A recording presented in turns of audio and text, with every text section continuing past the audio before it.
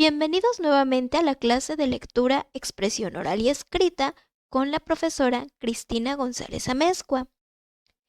El día de hoy vamos a hablar sobre el texto argumentativo.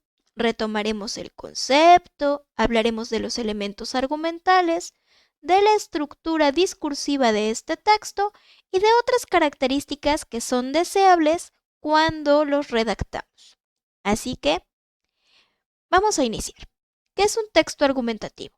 Son textos cuya intención comunicativa es comprobar alguna idea o hecho.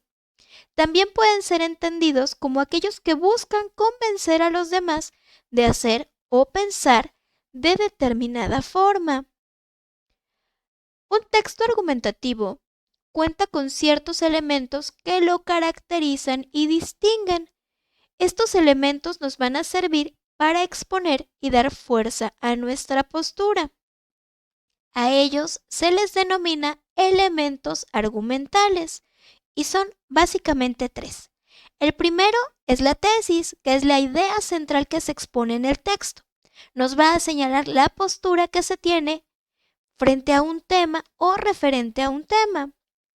El segundo elemento que vamos a encontrar son los argumentos. Ya en la sesión anterior hablamos de que un argumento es una razón, pero estas razones deben estar fundamentadas y se exponen en el discurso con la finalidad de probar o comprobar nuestra tesis, que es la idea central.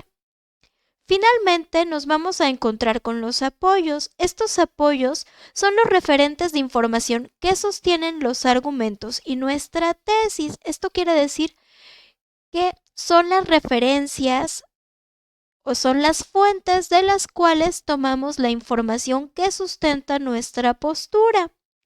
Por ello es importante hacer un proceso de búsqueda de información en la que vamos a obtener o en la cual vamos a obtener estos apoyos. Ahora bien, hablemos de la estructura discursiva. Un texto argumentativo posee una introducción, un desarrollo y una conclusión. Claro está, viéndolo desde una perspectiva concreta, jóvenes. En esta introducción nos vamos a encontrar con una contextualización de la problemática y la exposición de la tesis. Esto quiere decir que vamos a plantearle al lector de manera muy general por qué pensamos de cierta forma, dónde se origina nuestra tesis.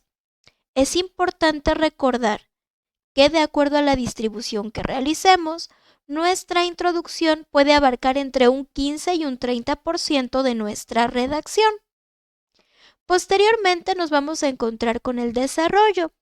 Aquí vamos a vertir, a manifestar todos nuestros argumentos y sobre todo los apoyos que van a dar validez a nuestra tesis. En este apartado vamos a explicar de forma detallada qué fue lo que originó nuestra idea y lo vamos a sustentar a través de citas y de referencias que apoyan a nuestros argumentos.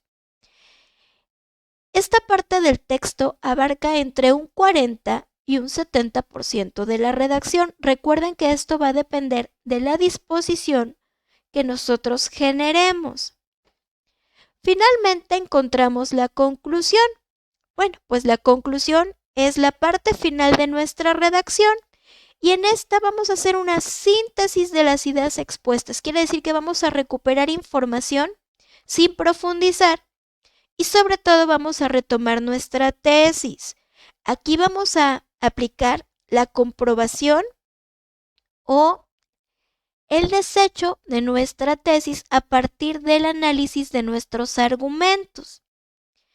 Esta conclusión regularmente abarca entre un 15 o un 30% del texto. Recuerden que esto va a depender de ustedes al momento de redactar. También voy a hablarles de otras características que son deseables cuando realizamos una redacción. La primera es que debemos redactar de manera ingeniosa y original, esto con el afán de capturar la atención del lector. La segunda implica la exposición de nuestras ideas a partir de un producto de reflexión profunda, es decir, analizar la información y procesarla de manera propia para que, al externarla, se haga con nuestras propias palabras. La tercera característica que yo considero deseable dentro de este proceso de redacción es organizar nuestras ideas de forma clara y sobre todo muy organizadas, relacionadas, cumpliendo de esta forma con los principios de cohesión y coherencia que van de la mano con la sintaxis y la gramática. Esto quiere decir que si voy a hablar de hormigas, todo mi texto debe estar encaminado a las hormigas, no puede haber un desfase.